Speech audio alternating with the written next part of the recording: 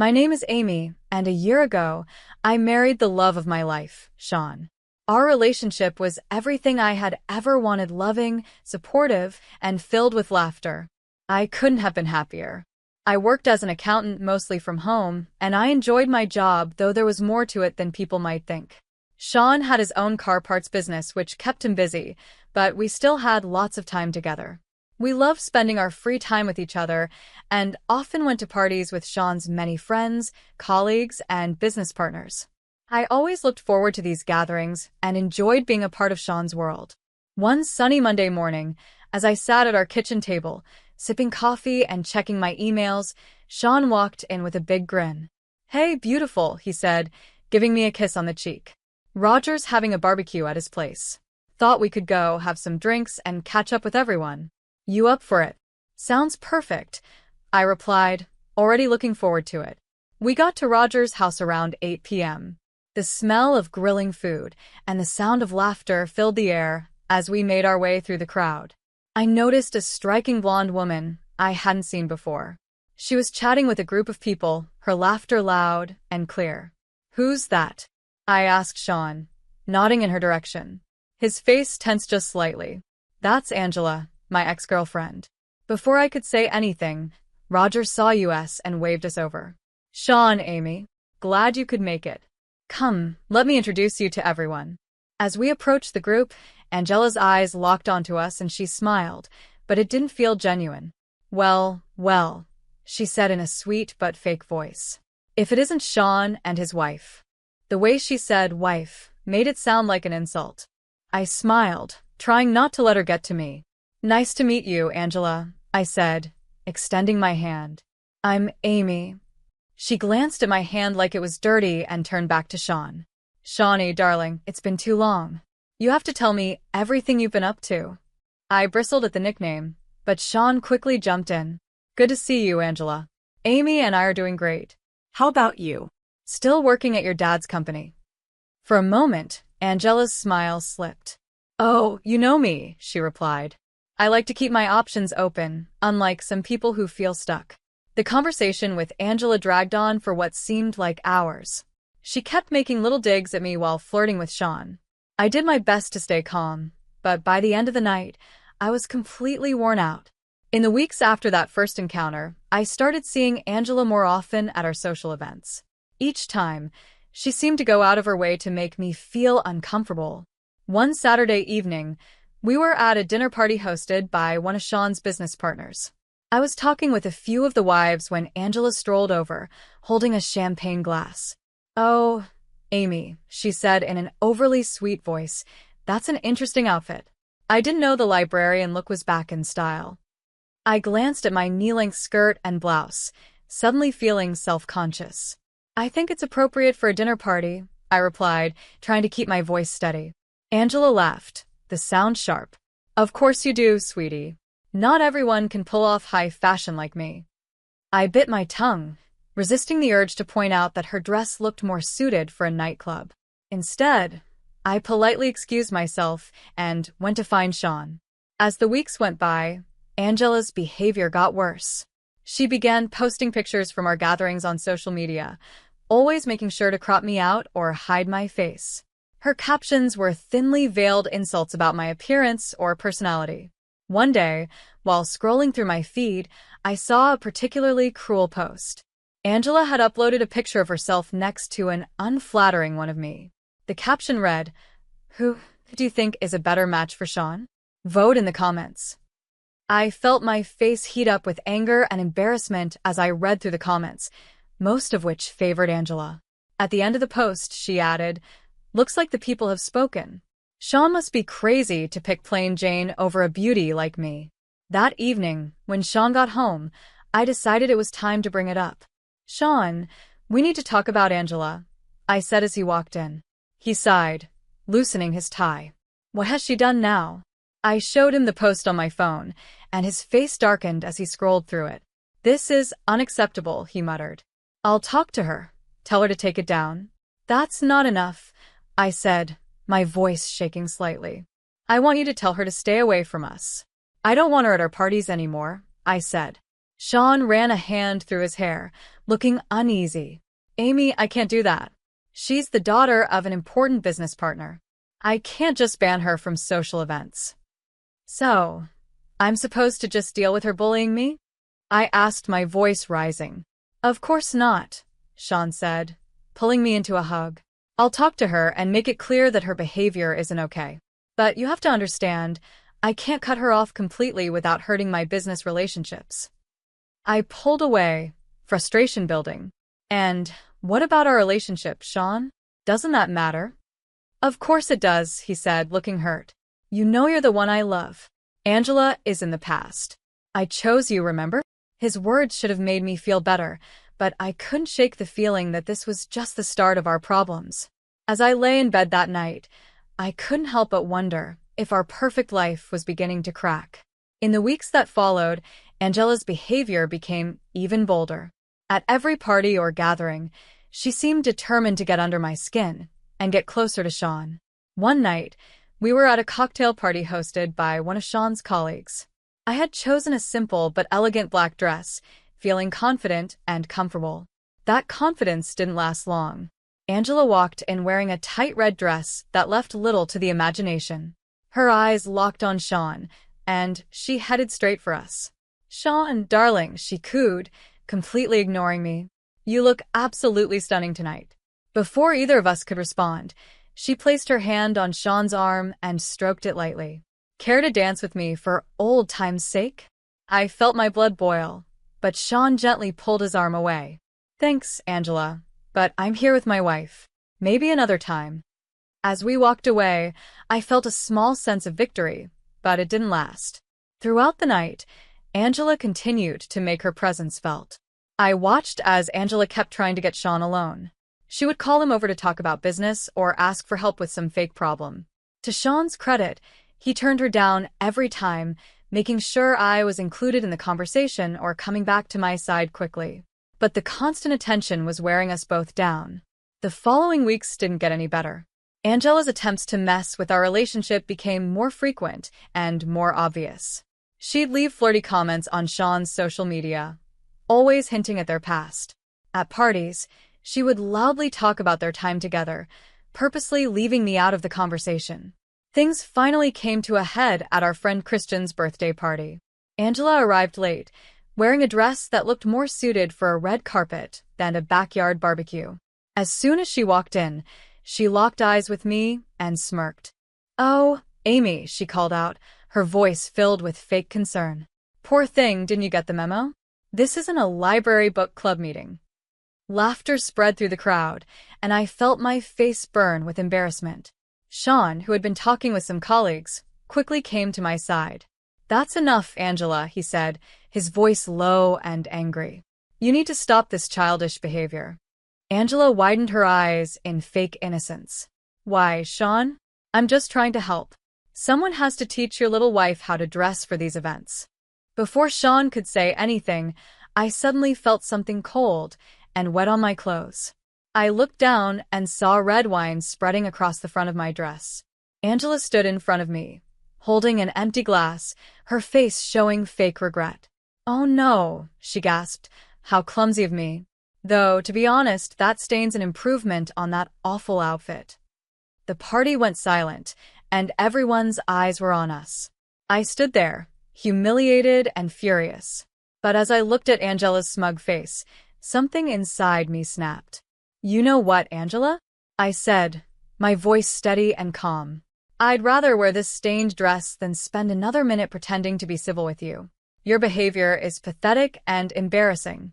If you'll excuse me, my husband and I are leaving."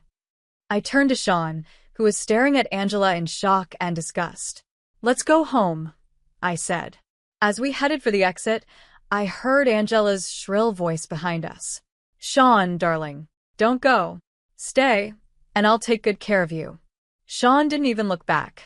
He put his arm around me and said loudly enough for everyone to hear, "The only person I want to be with is my wife. I want my wife to take care of me." "Goodbye, Angela," Sean said. As we drove home in silence, I couldn't help but feel that a line had been crossed. Angela had revealed her true self, and there was no going back. One sunny morning, Sean came into our bedroom with a serious look on his face. "Amy, I have to go on a business trip," he explained. "It's important for the company. I'll be gone for about a week." I nodded, feeling a small knot of unease in my stomach. "Okay. When do you leave?" "Tomorrow morning," he replied. Sorry for the short notice. It came up suddenly. I forced a smile. "It's fine, I understand. Your business is important." The next day, Sean left for his trip, and I found myself alone in the house. The week dragged on, and I kept myself busy with work to fill the quiet. On Saturday evening, my phone rang, and to my surprise, it was Angela. "Amy, darling," she said, her sugary, sweet voice coming through the phone. "I'm organizing a small get-together tonight, just a group of 8. I'd love for you and Sean to come." I hesitated. "Sean's out of town on business, actually." "Oh, what a shame," Angela said, not sounding disappointed at all. "But you should still come. It'll be a great chance for us to bury the hatchet and start fresh. What do you say?"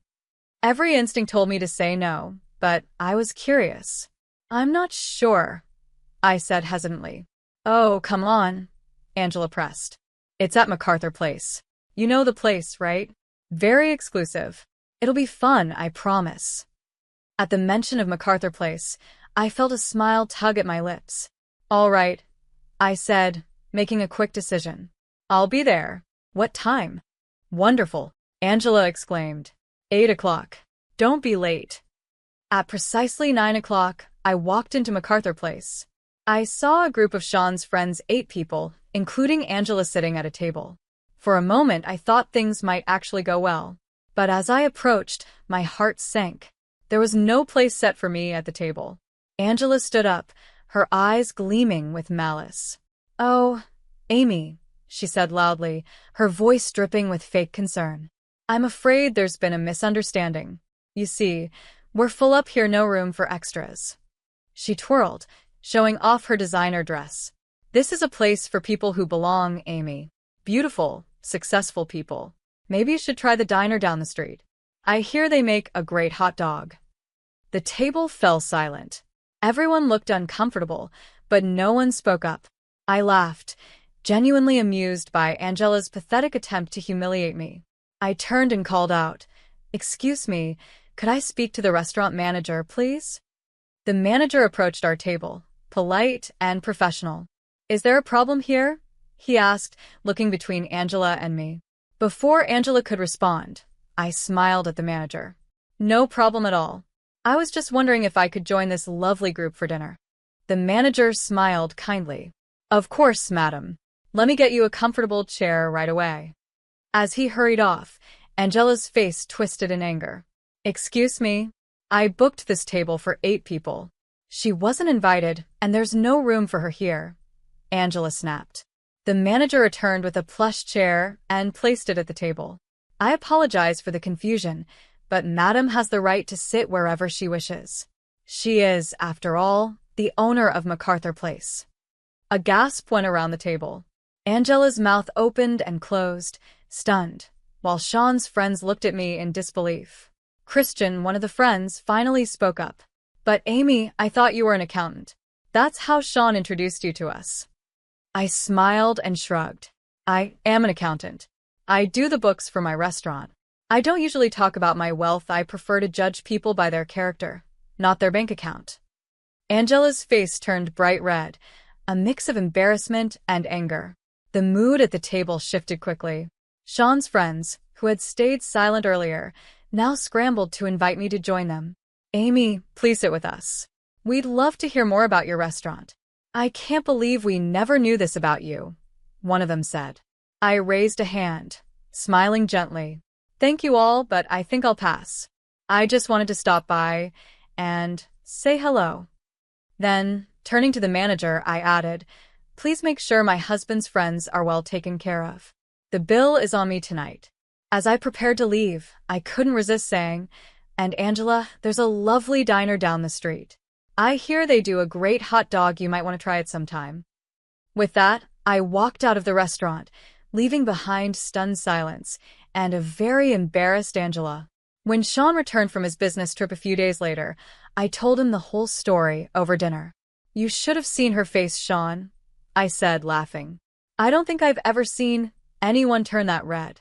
Sean shook his head, chuckling. I can't believe she thought she could embarrass you like that. You handled it perfectly, Amy. As we finished our meal, we both laughed, knowing that Angela's games were finally over.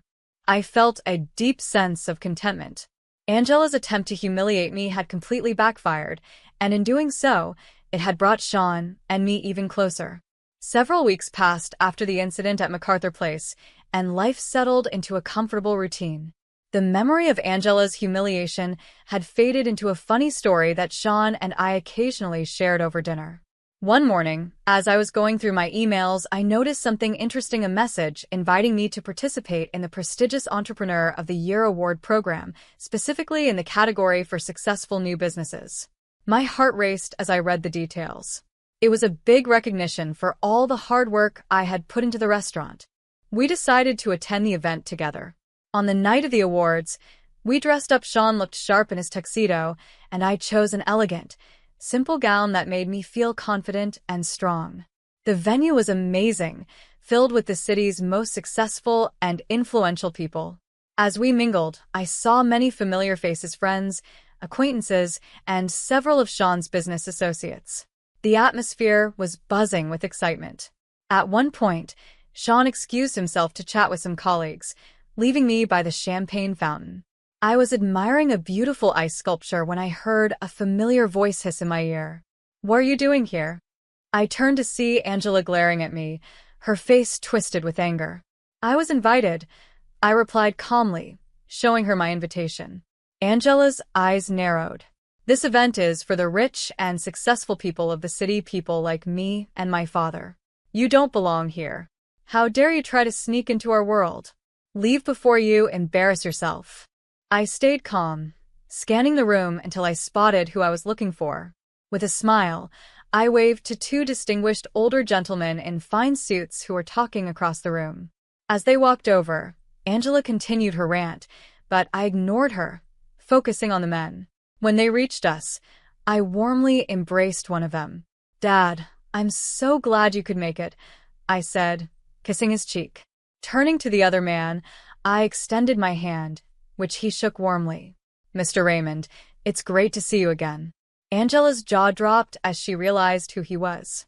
Her voice rose with disbelief. Daddy, what are you doing? How can you be friendly with this nobody? She's just an accountant who got lucky. She doesn't belong here.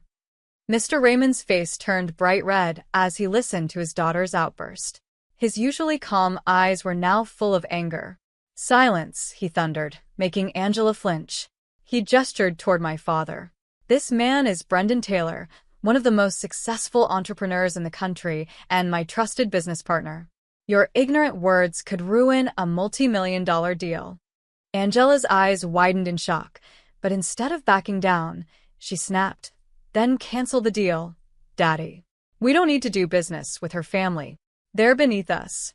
Mr. Raymond's face grew even redder, and his voice rose to a shout, drawing attention from everyone in the ballroom. That's enough. Your behavior is unacceptable. He pointed a finger at Angela. From this moment, you're cut off. No more allowance, no more credit cards, and consider yourself evicted from that fancy apartment you love so much. Angela's mouth dropped open in disbelief. Mr. Raymond then turned to me and my father, his tone soft and apologetic. Mr. Taylor, Amy, please accept my deepest apologies for this awful scene. Angela, he snapped, turning back to his daughter, leave. Now. You've shown you don't deserve to be here. At that moment, Sean pushed through the crowd, his face full of concern and anger. What's going on? He demanded. Then, catching sight of Angela, he shook his head in disgust. I should have known. Now I remember why I broke up with you, Angela. You never learned how to behave. Angela's tough front finally crumbled, and tears started streaming down her face, smudging her mascara. Daddy, please, she sobbed, reaching for Mr. Raymond's arm. I'm sorry, I didn't know. Please don't do this. But Mr. Raymond brushed her off. I have business to discuss with my partners, he said coldly, turning his back on her. Goodbye, Angela. As Mr. Raymond walked away with my father, Angela stood alone in the middle of the ballroom, crying with mascara streaking her cheeks. The crowd around us slowly drifted away, leaving her isolated and humiliated. The rest of the evening went by in a blur, and when it was time for the awards ceremony, I found myself walking onto the stage in a daze as they called my name for the Successful Entrepreneurial Debut category. As I accepted the award, I spotted my father and Sean in the audience. They were standing, clapping wildly, their faces glowing with pride. Their excitement filled me with a wave of joy and accomplishment. In the weeks after the ceremony, life settled into a new, pleasant routine. The golden statue sat on our mantel, quietly reminding us of that special night. Sean and I continued attending parties with his friends and business associates, and without Angela's toxic presence, the gatherings became so much more enjoyable. The atmosphere was lighter, conversations were more genuine, and laughter was much more frequent. One evening, as we were getting ready for another social event, Sean came up behind me while I was putting on my earrings. Wrapping his arms around my waist, he said, "You know, I've noticed how much more fun these parties have become lately." I smiled at him in the mirror. I was just thinking the same thing. It's amazing how one person's absence can change everything. Sean nodded thoughtfully. "Speaking of absence, have you heard anything about Angela lately?" I shook my head. "Not really. She seems to have completely disappeared. Though I did overhear Christian talking to his wife at the last party. There's a rumor that Mr. Raymond sent her to another state, something about not wanting her to embarrass him or the family business anymore." Sean raised an eyebrow. "Wow, that's pretty drastic. But I'm not surprised after how she acted at the awards ceremony." I turned to face him, adjusting his tie. "It's a shame, really. She had so much privilege, but never learned to appreciate it or use it wisely." As we drove to the party, I reflected on how much my life had changed over the past year. From dealing with Angela's drama to receiving recognition for my business, it had been a whirlwind. Yet through it all, my relationship with Sean had only grown stronger. As for Angela, I genuinely hoped she'd find her way. Everyone deserves a chance to grow and become better. Maybe her fresh start in a new state would be just what she needed. For now, though, I was happy to enjoy the moment, swaying in my husband's arms, surrounded by friends, and feeling grateful for the life we had built together.